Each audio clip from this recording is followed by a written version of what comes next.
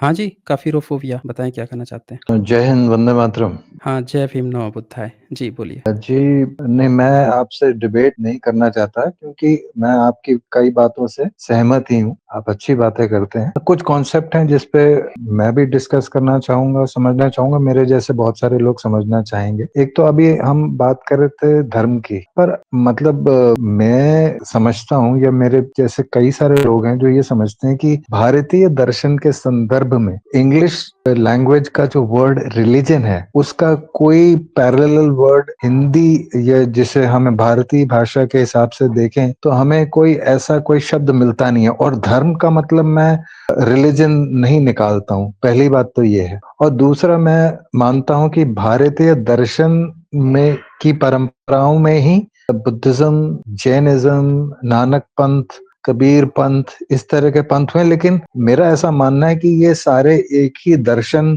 के हिस्से हैं, जैसे एक हाथ की उंगलियां, लेकिन आत्मा से जुड़ाव एक ही है। आत्मा सब में एक ही है लेकिन अलग अलग अंग हैं। तो ऐसा मेरा मानना है। पहले तो मैं इस पे आपके विचार जानना चाहूंगा। देखिए, आपने जो बात कहा ना कि ये सब एक ही अंग हैं, एक ही विचारधारा के, तो ऐसा नहीं है, बिल्कुल भी नहीं है। और क्योंकि भारत में 2 तरह के दर्शन हैं। एक दर्शन जो है वो श्रमण परंपरा का दर्शन है, जिसमें बुद्धिज़्म मेन है और थोड़ा बहुत जैन भी है। और दूसरा जो दर्शन है वो ब्रह्मनिज़्म का है। तो ब्रह्मनिज़्म के दर्शन में हमेशा आप देखेंगे तो एक जाति विशेष जो है वही खुद लिखता है, खुद से ही अपनी पीठ थपथपाता है और कहता है कि दूसरा को कोई भी अधिकार नहीं है इसको लिखने का, पढ़ने का। तथाकथित ईश्वर आके उसके कान में फूँक गया है।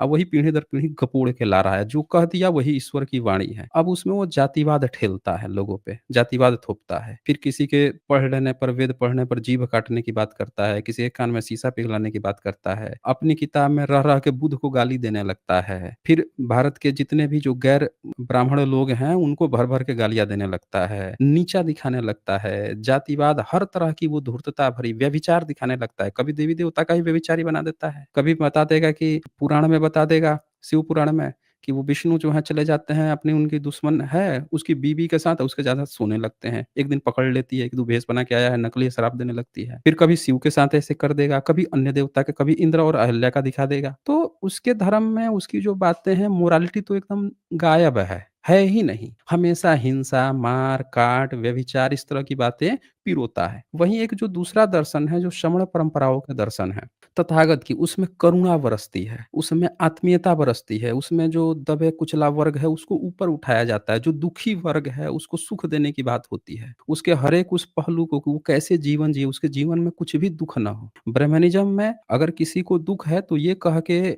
पल्ला झाड़ लिया जाता है कि तूने पिछले जन्म में ना कोई गलत काम कर दिया होगा इसलिए तू दुःख है, भोग ले तू। पिछले जन्म का ही तू भोग रहा है, भोग ले तू। लेकिन बुद्धिज़्म में क्या कहा जाता है कि आपको निब्बान की तरफ मूव करना है, आपके जीवन में कितना भी कष्ट क्लेश है, आपको उसको दूर करना है।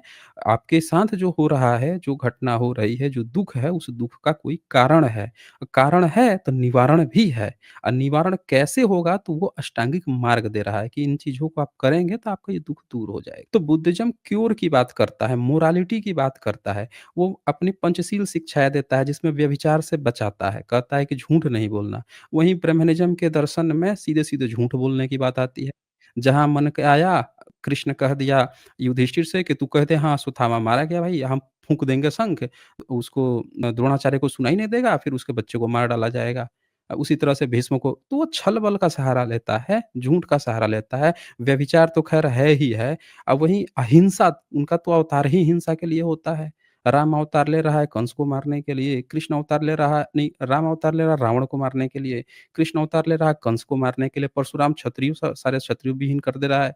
तो उनके यहाँ अवतार ही उसके लिए, जबकि तथागत में किसी भी व्यक्ति अगर हिंसा वाला भी व्यक्ति है, तो उसको बातचीत करके, उसके मन, उसके साइकोलॉजी को पढ़ के, उसके दुखों को पढ़ के उसको दूर करने की बात हो रही है।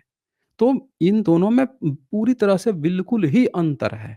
अब ध्यान से अगर देखा जाए तो ब्रह्मनिज़्म की जो किताबें हैं वो बहुत बाद में लिखी गई हैं, अब बुद्ध के विरोध में लिखी गई हैं। जैसे एग्ज़ाम्पल के लिए ये वाल्मीकि रामायण हम देखते हैं, तो बताने वाले तो इसको बता देंगे कि भाई ये तो लाखों-लाखों साल पुरानी है। लेकिन जब हम इस किताब को पढ़ते हैं, तो इसमें अयोध्या कांड है, 109 सर्ग है।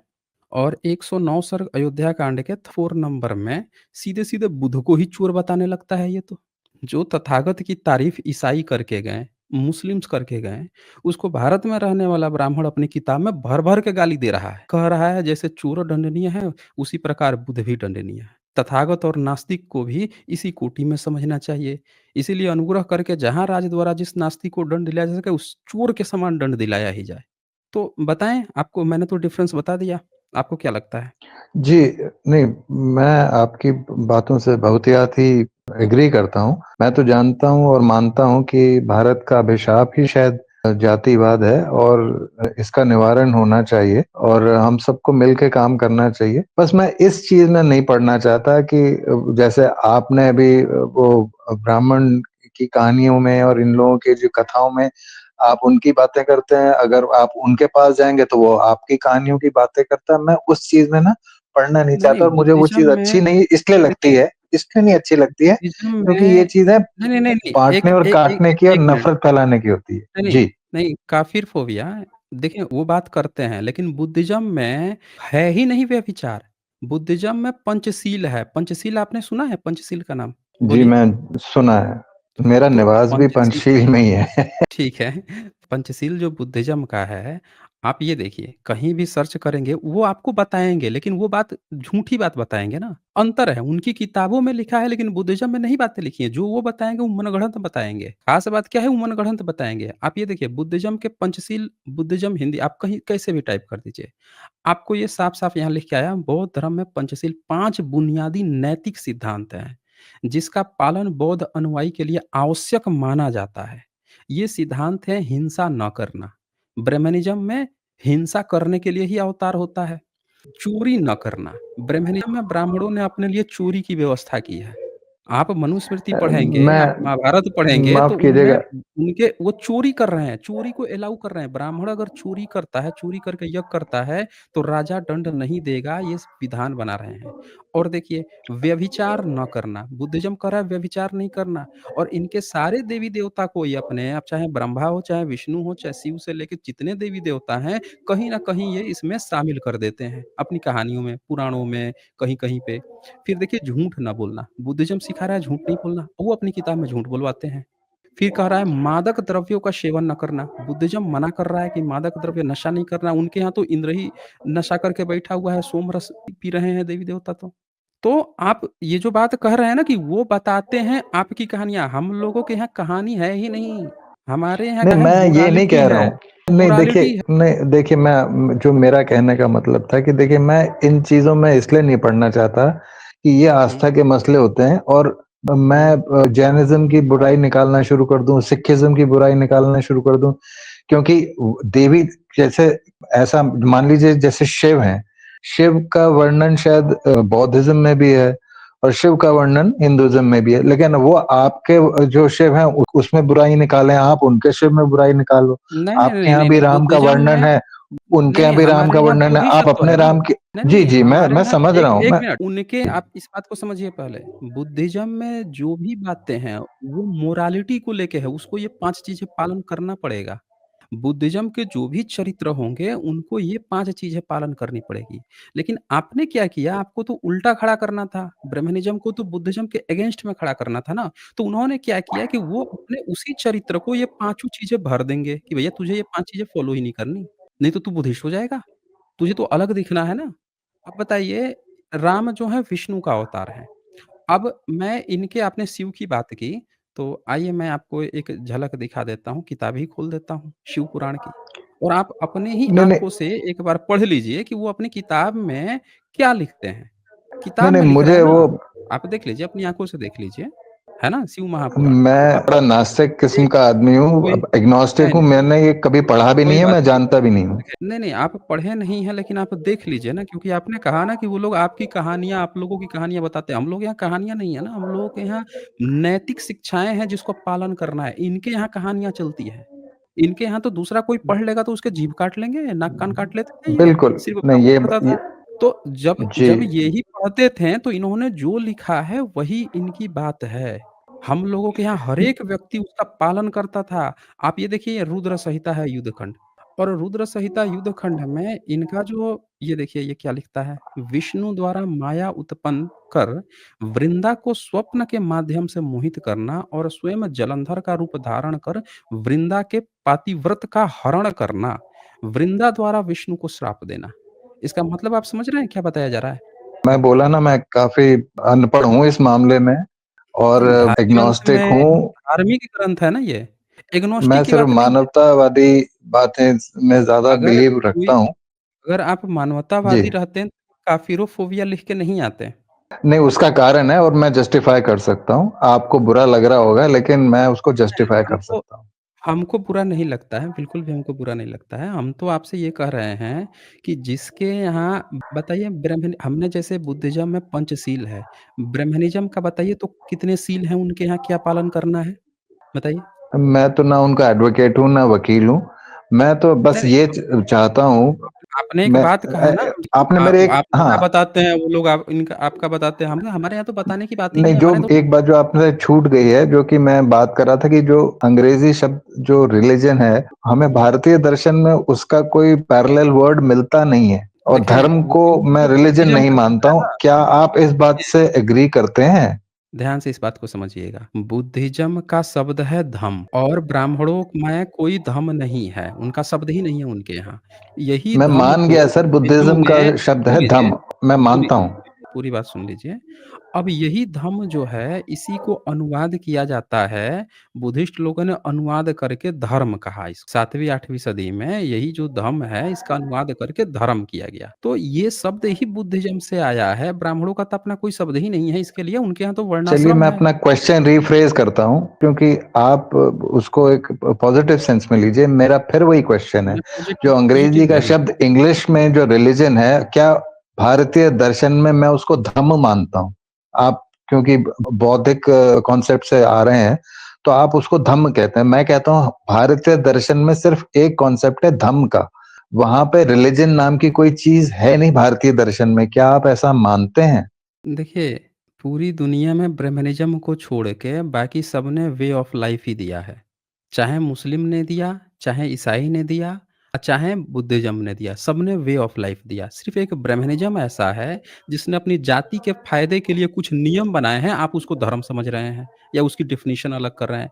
वो सिर्फ़ एक पार्टिकुलर जाति के बेनिफिट के लिए उसकी गपूर्ण गाथाएँ वो न उसका धर्म से रिलीजन कल्ट तक नहीं है उनका, कुछ नहीं अच्छा, है। मैं आपको अपनी धर्म नहीं कह रहा हूँ, हुँ, मैं धम्म कह रहा हूँ। मैं हुँ, धम्म की जो डेफ़िनेशन है, मैं आपको हुँ। जो मेरी समझ है, मैं आपको बता देता हूँ। ये मैंने अपने बुज़ुर्गों से, माँ-बाप से और बड़ों से सीखी है। धम्म का मतलब ये है डिसिप्लिन, मतलब डिसिप्लिन डिसिप्लिन मतलब आप कैसे आप संयम रखेंगे, आपके क्या कर्तव्य हैं, आपको क्या-क्या आपको करना है, तो वो उसको हम धम्म कहते हैं। कि पिता का धर्म क्या है, माँ का धर्म क्या है, एक फौजी का धर्म क्या है, पुलिस वाले का धर्म क्या है, तो हर एक का एक धर्म है। अब आप उसे देखिए, वो धर्म तो बोलें राइट या और धम्म बोलें, देखिए मैं तो वो उसको तो बुद्धिज़्म उसको एक दर्शन आप बता रहे हैं। वो तो तो आप मैं बुद्धिज़्म की भारतीय द डेफ़िनेशन नहीं मैं उसको नहीं, आप भारतीय उसको दर्शन देखिए भारतीय दर्शन नहीं होता है। भारत में बुद्धिज़्म के दर्शन ही को भारतीय दर्शन कहा जाता है। बाकी किसी नहीं का दर्शन नहीं है। मैं भारत में किसका दर्शन है बता नहीं दीजिए? मैं तो अपने आप को तथागत मैं आगे अपने आप कोई को भी इतना भारत का समेटना नहीं कोई भी चाहता। दर्शन समेटने जी। की नहीं वही तो बोल रहा हूँ। भारतीय जब आप दर्शन कहते हैं तो आप सिमट जाते हैं। जब आप बुद्ध का दर्शन कहते क्या हैं तो आप बात कर रहे हैं? ग्लोबलाइज़ बन जाते हैं। अफ़गानिस्तान से लेके ग्लोबल बन बर्मा जाते हैं। और नेपाल से लेके कन्याकुमारी तक हुँ, पूरा भारत सब मैं बुद्धिस्ट है। मानता हूँ भारतीय पूरा संस्कृति। पू अफ़गानिस्तान की वहाँ जो आपने बात करी वहाँ ब्रह्मा, अफ़गानिस्तान विष्णु, में महेश नहीं मिले हैं। वहाँ ब्रह्मा, विष्णु, महेश, इंद्र, ब्रह्मनिज़्म नहीं मिला, वहाँ भी बुद्धिज़्म ही मिला। जापान जाएँगे बुद्धिज़्म ही मिलेगा। जी भारत जब आप और मैं कहते आपको हैं, आप एक सिमट जाते हैं और जब आप तथागत का नाम जी, लेते हैं ना बुद्ध का, तो ग्लोबल आप बन जाते हैं, ग्लोबलाइज़ बन जाते हैं क्योंकि वो दर्शन उनका दर्शन ग्लोबलाइज़ दर्शन है। दुनिया के हर एक कोने में पाया जाता है, मतलब लोगों ने उसको बिलीव किया और एक्सेप्ट किया। जब आप ब्रह्मनिज़्म कहते हो तो भारत के ही लोग एक्सेप्ट नहीं करते, भारत के लोग ही गाली दे रहे हैं, भाई धर्म है कि तेरे फ़ायदे का वो अपना नियम कानून बना रखा है अपने फ़ायदे के लिए। ये कौन-सा धर्म है? नहीं ख़ैर मैं आप मतलब मैं इसलिए संकुचित था या सिकोड़ने वाली बात कर रहा था क्योंकि मैं तो नानक को भी मानता हूँ, कबीर को भी मानता हूँ और महावीर ये को भी मानता हूँ। ये सारे इन हमारे ये इन पूरा लोगों मिला के के ये दर्शन जो आए हैं, ये बुद्धिज़्म की ही शाखा पे उसके ऊपर खिले हुए फूल हैं ये। समझ रहे हैं ना? बुद्धिज़्म की शाखा पर और इसीलिए इन शाखाओं में ब्रह्मनिज़्म का विरोध है। आप ध्यान से नहीं, देखिए। मैं बस आपकी एक ही बोलिए, बात से डिसएग्री करता हूँ, बाकी सारी बोलिए, बातों से बोलिए। एग्री करता हूँ। ये आप ठीक है, आप बुद्धिज़्म को या बौद्ध उस मत को आप प्रमोट करें, लेकिन मतलब आप उस देखिए घमंड करना तो चाहे वो नानक पंथी घमंड करें या कबीर पंथी घमंड करें या जैन पंथी घमंड करें, वो चीज़ नहीं होनी चाहिए। आपको गर्व में और घमंड में थोड़ा-सा वो रखना चाहिए, तो आप अपनी पहली बात वाणी कि ऐसी रखें हम सौम्य पहली सौम्य कि बात उसमें तो घमंड देखिए ना हो। इसमें कोई घमंड की बात ही नहीं है। हम तो आपको फैक्ट बता रहे हैं, आप इसको घमंड से तौल रहे हैं। ठीक है, देखिए जब फैक्ट जवाब है। नहीं होता है तो आप उसको अलग ले जा रहे हैं। मैंने आपसे क्या कहा? आपने कहा कि आप कबीर पंथ को मानते हैं, आप कबीर पंथ को भी, नानक पंथ को भी, इसको भी आप ले रहे हैं। मैं क्या कह रहा हूँ कि जो गुरु नानक हैं या जो गुरु कबीर हैं या गुरु रविदास जी हैं, आप इनकी वाणियों को पढ़ें। आप इनकी वाणी को पढ़ते हैं तो आपको उसमें क्या मिलता है? आपको उसमें मिलता है कि उनमें कुछ बातें बताई गई हैं। पर क्या वो बातें एक इंसान को जीने के लिए पूरी तरह से कंप्लीट हैं? आप ध्यान से देखिए दर्शन किसको कहते हैं? क्या एक दर्शन जो होता है उसमें किसी एक व्यक्ति की वाणी नहीं, उसमें सैकड़ों, हज़ारों, लाखों लोगों की चीज़ें बाद में जुड़ती हैं तब जाके कंप्लीट दर्शन बनता है। तो इसी तरह से जो परंपराएँ चली, गुरु नानक की वाणी की परंपरा चली। गुरु नानक जी के बाद से 10 गुरु हुए ना, क्यों हुए? अगर गुरु जी की पहली गुरु की ही वाणी कंप्लीट थी, तो दूसरे गुरु की ज़रूरत ही नहीं थी, वही वाणी चलती।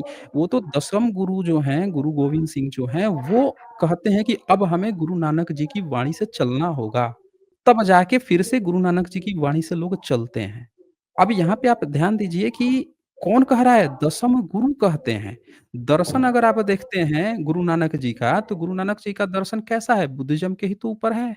क्या है उनका दर्शन? बताएँ? वो तो नहीं बात कर रहे हैं ब्रह्मनिज़्म की तरह कि तुम लोग भेदभाव करो। वो तो नहीं कह रहे हैं अपने लोगों को नहीं सिखा रहे हैं। ब्रह्मनिज़्म तो सीधे-सीधे कहता है, भई वर्ण व्यवस्था है, ईश्वर ने हमको भेजा है, हम ऊँची जात है, तू नीची जात है। गुरु नानक तो ऐसा नहीं कहते हैं। तो उनका दर्शन किस पर आधारित है? वही तथागत की जो दर्शन आ रहा था, उस पर आधारित है। मैंने यही बात कही थी, घमंड नहीं है। मैं आपको रियल फैक्ट बता रहा हूँ। कबीर जी की भी बात देखिए। ब्रह्मनिज़्म भेदभाव की बात कर रहा है और कबीर जी उसको लताड़ रहे हैं। वो भी तो वही दर्शन जो समण दर्शन है, गौतम तथागत गौतम का जो दर्शन है, उसी बात को तो वो भी आगे बढ़ा रहे हैं। अपनी नज़र में, अपनी तरह से, उस समय की परिस्थितियों के अनुसार आगे बढ़ा रहे हैं। गुरु रविदास जी भी वही कर रहे हैं। और ये तीनों के तीनों दर्शन जो है ब्रह्मन की खाल खींच रहे हैं। आप ये भी तो ध्यान दीजिए। तो आप ब्रह्मनिज़्म से कैसे तुलना कर सकते हैं भारतीय दर्शन में? वो दर्शन तो है ही नहीं, वो तो एक जाति का पार्टिकुलर बेनिफिट मैनिफेस्टो है वो। मैं तुलना नहीं कर रहा हूँ। मैं उसको इक्वेट बिल्कुल भी नहीं करना चाहता हूँ, क्योंकि मैं तो मानवतावादी जो कॉन्सेप्ट है, जो चाहे और मेरे हिसाब से तो आप जो कह रहे हैं, देखिए, चाहे वो नानक हों, चाहे विवेकानंद हों, उनकी भी वही फिलॉसफी है। अब आप उसको अब आप मैं ये कह रहा हूँ कि महात्मा बुद्ध ने भी वही बात कही है कि नहीं? नहीं, नहीं, महात्मा बुद्ध ने वही बात नहीं की है। महात्मा बुद्ध ने जो बात कही है, वो किसी ने नहीं कही है। तथागत ही एकमात्र ऐसे हैं जिन्होंने जो बात कह दी है, वो किसी ने नहीं कोई नहीं कह पाया। इसीलिए तथागत जो हैं ग्लोबल बन गए, बाकी सब लोग क्षेत्रीय में सीमित के रह गए। ये बात आपने कभी मैं सोचा है कि तथागत क्यों ग्लोबल बन गए और बाकी सब लोग क्यों क्षेत्रीय बन के रह गए? मेरा परिवार का वास्ता हिंदुस्तान के अलावा किसी और हिस्से में हिंदुस्तान भी नहीं, आप तो एक बाहर मिनट, मैं कहिए, आपसे बात तजुर्बा कीजिए। बता रहा हूँ। मैं हिंद उनका हमारे परिवार का किसी दुनिया की किसी और भूभाग से भी कुछ वास्ता रहा है। वो लोग वहाँ जाके रहे, बसे और फिर वापस आके हिंदुस्तान में वापस आ गए। लेकिन वहाँ पे बुद्धिज़्म जो है बिल्कुल काफ़ी फैला हुआ है। और आपको जान के ताज्जुब होगा कि हिंदुस्तान में या भारत में जिस तरह का जो धार्मिक उन्माद है या जिस तरह का वो है, वो वहाँ पे नहीं है। वहाँ पे मैं नेपाल की बात कर रहा हूँ, नेपाल में आप डिस्टिंग्विश नहीं कर सकते हैं काफ़ी हद तक। ये अभी लेटली तो हो गया है, लेकिन एक ज़माना था कि वहाँ पे जो सो कॉल्ड हिंदू हैं, वो बौद्ध मठों में जाया करते थे। अभी भी जाते हैं, और बौद्ध जो हैं वो सारे जो हिंदू रीति-रिवाज और तीज त्योहार हैं वो मनाते हैं। बौद्ध पशुपतिनाथ के दर्शन करते हैं। तो मेरा कहना, और उनकी कोई लड़ाई नहीं है। ये मैं भारत में ही देख रहा हूँ, ये ज़्यादा लड़ाई जो है भारत में बहुत ज़्यादा है। तो बल्कि हमारे साथ में आके एक बौद्ध जो थी नेपाल की, वो हमारे साथ में रहीं भी। और मैं तो नास्तिक सा अज्ञानी सा व्यक्ति हूँ, और वो बौद्ध थी।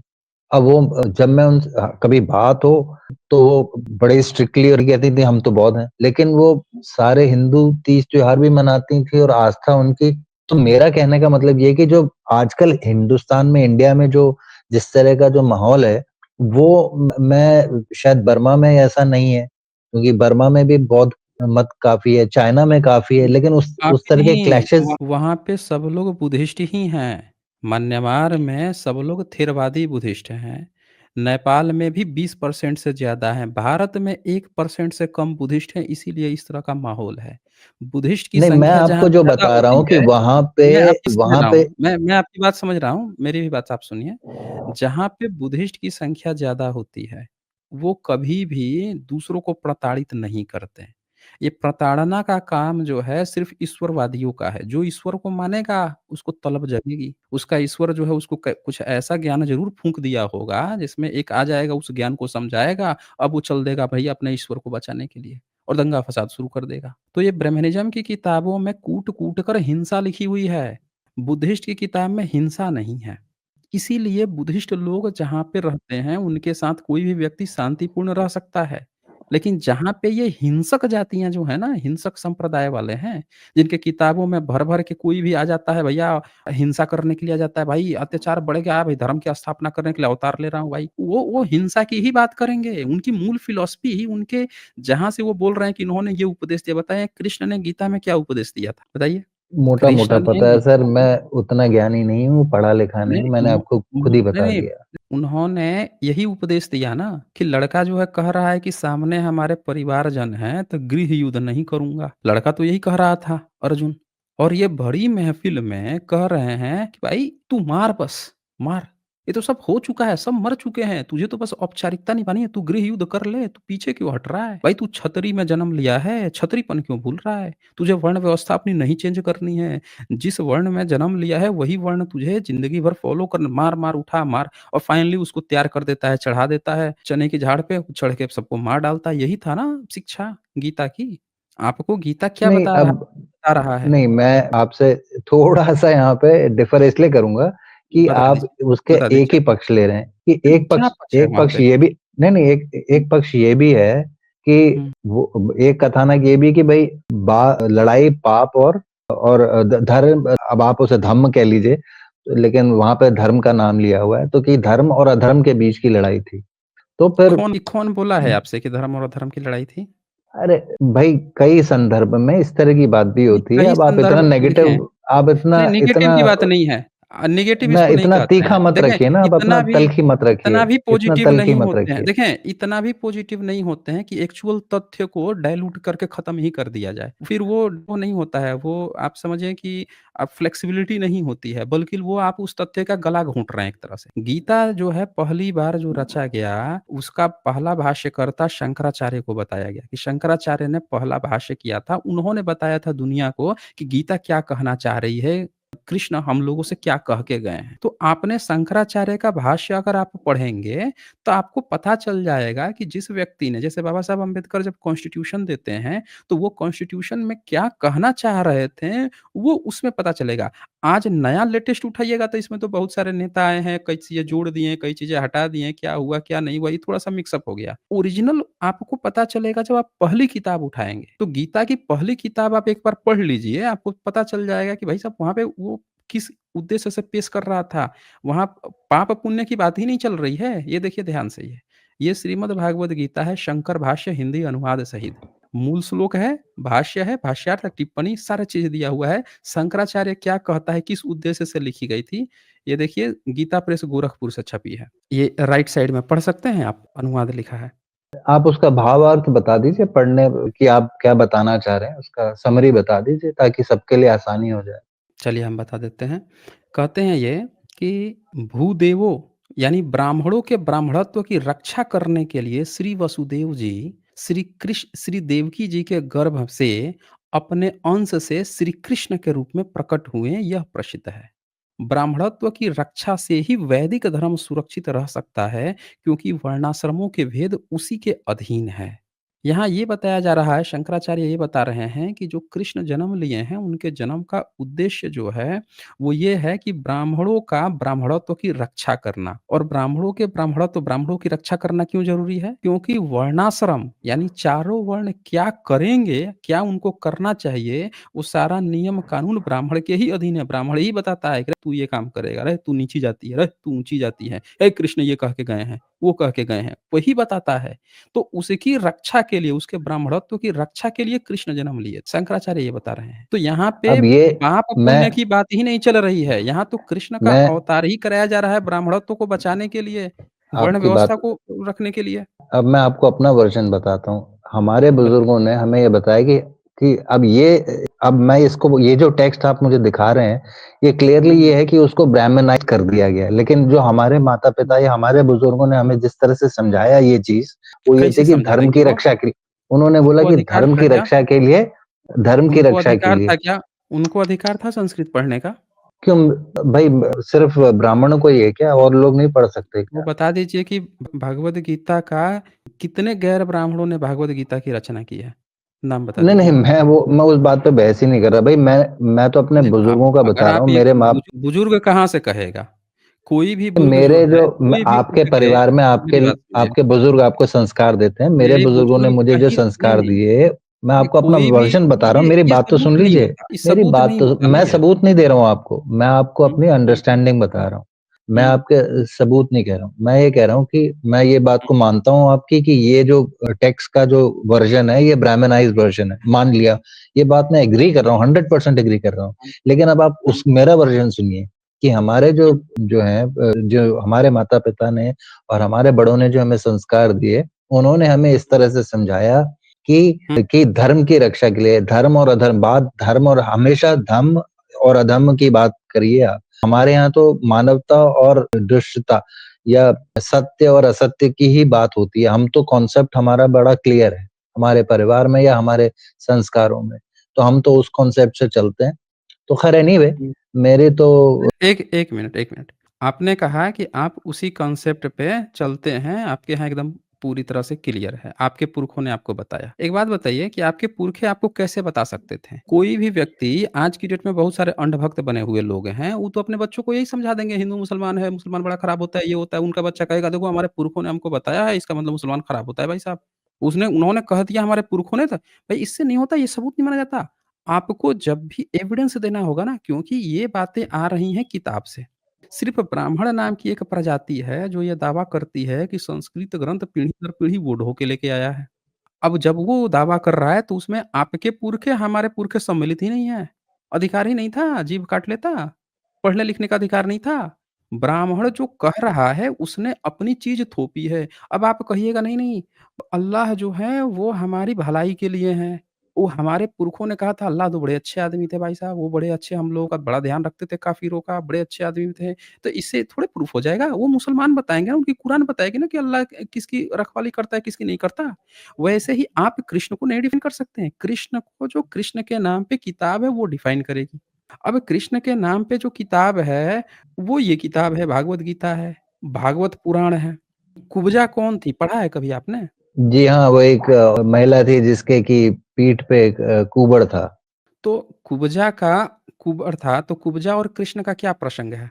अब मैं भूल रहा हूँ लेकिन मोटी-मोटी कहानी ये थी कि भई वो कुब्जा के शायद उसकी पीठ पे हाथ रखते हैं और शायद उसका जो वो जो जो विकार था वो जाता रहा उनकी महिमा ठीक है। से। तो कुछ इस तरह अब की कहानी थी, मैं भूल रहा हूँ। कोई बात नहीं, हम आपको किताब खोल के दिखा देते हैं। भागवत पुराण में कुब्जा की कहानी आई हुई है। तो ये है श्रीमद् भागवत पुराण अध्याय 8 चल रहा है, अब चलेगा। इसमें भगवान का कुब्जा और अक्रूर जी के घर जाना। भगवान जो हैं कुब्जा के घर आते हैं। तो कुब्जा के घर आते हैं तो ये यहाँ पे श्लोक संख्या 2 के बाद से 3 नंबर आप पढ़ सकते हैं क्या लिखा हुआ है? या सीधे राइट साइड में ये 6 नंबर वाला जो है ना 5 नंबर से पढ़िए, 4 नंबर के बाद से जहाँ लिखा है राइट साइड में। नहीं, मेरे मोबाइल पे बहुत छोटा दिख रहा है और फिर मुझे ज़रा कम भी दिख रहा है इधर। तो चलिए आप हम उसका आपको पढ़ देते भावार्थ हैं। और हम संक्षिप्त में बता पढ़ दीजिए ना देते हैं, समरी में। हाँ। संक्षिप्त बता देते हैं। 5 नंबर में लिखा है, तब कुब्जा कृष्ण उसके घर जाते हैं बुलाई थी, तो तब कुब्जा स्नान अंगराग, वस्त्र, आभूषण, हार, गंध, इत्र आदि तांबूल और सुधासव आदि से अपने को खूब सजाकर लीलामयी लजीली मुस्कान तथा हाव भाव के साथ भगवान की ओर देखती हुई उनके पास आई। 6 नंबर श्लोक। कुब्जा नवीन मिलन के संकोच से कुछ झिझक रही थी। तब श्याम सुंदर श्री कृष्ण ने उसे अपने पास बुला लिया और उसकी कंकड़ से सुशोभित कलाई पकड़कर अपने पास बैठा लिया और उसके साथ क्रीड़ा करने लगे। आप इसका मतलब हमें समझा सकते हैं कि कोई लड़की के घर किसी लड़की के घर कोई व्यक्ति गया है और उससे बिना परमिशन के उसकी हाथ पकड़ के उसके बगल में बैठा लेना और उसके साथ क्रीड़ा कर लेना, साथ में उसका दोस्त भी है, नीचे बैठा हुआ है वहीं उसके सामने ही। किसी लड़की के घर गए, उसका हाथ कलाई पकड़ के खींच के अपने पास बैठा लिया विदाउट एनी परमिशन और फिर उसके साथ आप क्रीड़ा भी करने लगे। ये कितना सही लगता है आपको? बोलिए। ये मैं सुन रहा हूँ, सही क्या लगता है, गलत क्या लगता है, लेकिन आप बताइए, आप जो बता रहे हैं, आई एम लिसनिंग, यस। किताब में लिखा हुआ है ना, ये धर्म ग्रंथ है। अब यहाँ पे लिखा है क्रीड़ा करने लगे। परीक्षित, कुब्जा ने इस जन्म में केवल भगवान को अंगराग अर्पित किया था, उसी एक शुभ कर्म के फलस्वरूप उसे ऐसा अनुपम अवसर मिला। अब बताइए उसको अवसर मिला, यहाँ पे उस चीज़ को जस्टिफ़ाई किया जा रहा है कि उसने अंगराग वो किया था, तो बदले में कृष्ण उसकी कलाई पकड़ के अपने बगल में बैठा के उसके साथ क्रीड़ा करने लगे हैं। मतलब ये दिखाया जा रहा है कि फ़ायदा दिखाया जा रहा है कि कृष्ण ऐसा कर रहे हैं उसके साथ, ये उसको फ़ायदा हो रहा है। अब आगे क्या लिखता है कि कुब्जा भगवान श्री कृष्ण के चरणों को अपने काम संतप्त हृदय, वक्ष स्थल और नेत्रों पर रखकर उसकी दिव्य सुगंध लेने लगी और इस प्रकार उसने अपने हृदय की सारी आधी व्याधि शांत कर ली। इसका आप मतलब समझा देंगे? लिख रही है कि श्री कृष्ण के चरणों को वो अपने वक्ष स्थल पर रख कर, इसका क्या मतलब हुआ? हाँ जी। नहीं, मैं समझ रहा हूँ जो आप कह रहे हैं, लेट्स मतलब कंटिन्यू। ये तो धर्म ग्रंथ है ना, ये आप बताएँ ये हम अपने बच्चों को क्या पढ़ाएँगे? ये हमारे भगवान जी थे। ये हमारे भगवान जी थे और ये अभी हत्या करके भाई, अपनी मूर्ति की हत्या मैं करके पहले आए ही हैं, कह चुका किसी हूँ कि लड़की के घर जाते हैं। हम आपसे बोल रहे हैं कि हमको तो यही बताया जा रहा है ना कि ये भगवान हैं। तो भगवान है तो भगवान को भगवान की तरह पेश करना चाहिए ना। ये भगवान की तरह भाई, पेश किया जा रहा है। बताइए आप हमें? मैं आपसे पहले ही कह चुका हूँ कि मेरे में मतलब वो आस्था वाली बात या जो रिलीजन वाला जो अंग है ना, वो मेरे में थोड़ा कम है। तो पर यही है कि आप उनके आराध्य को बुरा-बुरा कह रहे हैं, वो आपके नहीं, आराध्य को बुरा-भला नहीं भला-बुरा कह रहे कहते हैं। हैं, नहीं, नहीं, नहीं, और वो ऐसे ही बुरा-भला चलता नहीं रहेगा। कहते हैं। तो हम ये लड़ाई ऐसा खत्म नहीं कहाँ रहेगा। होगी? नहीं, बात नहीं, तो ये है ना। लड़ाई एक 1 मिनट। हम कह रहे हैं कि जिसके अंदर जो व्यभिचार जिसकी किताब में भरा हुआ है, जो हमको भगवान बना के पेश कर रहा है। हम तो कह रहे हैं कि तथागत में अगर कहीं भी कोई गलती है, तो आप हमें बताइए, हम उस पर चर्चा करेंगे। हम मना थोड़े कर रहे हैं। आपको सबूत के साथ मैं बताना होगा। लेकिन मैं देखिए, मैं सुन तो लीजिए, बुद्ध का ए ए महिमा मंडन कर रहा हूँ, मैं उनकी नहीं, गलतियाँ क्यों निकालूँगा तथागत भाई? नहीं, नहीं मैं तो गलती उनका निकालिए ना। नहीं, नहीं उनकी गलती मैं क्यों आप निकालूँ? निकालिए।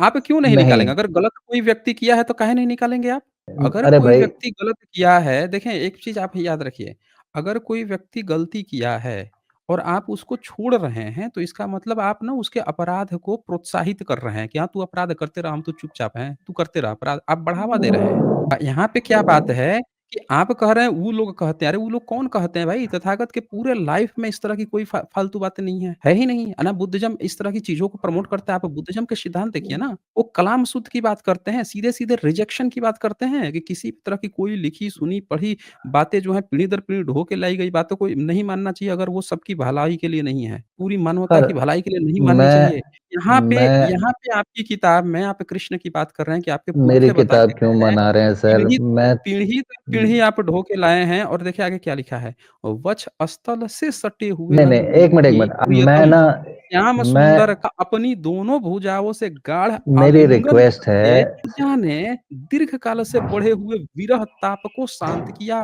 क्या मतलब हुआ सर इसका? मेरी रिक्वेस्ट तो सुन लीजिए सर। इस तरह के क्रिटिसिज्म में, खास तौर से भारतीय दर्शन की क्रिटिसिज्म में, मैं हुँ, बिल्कुल इस तरह के जो है ना कि हुँ।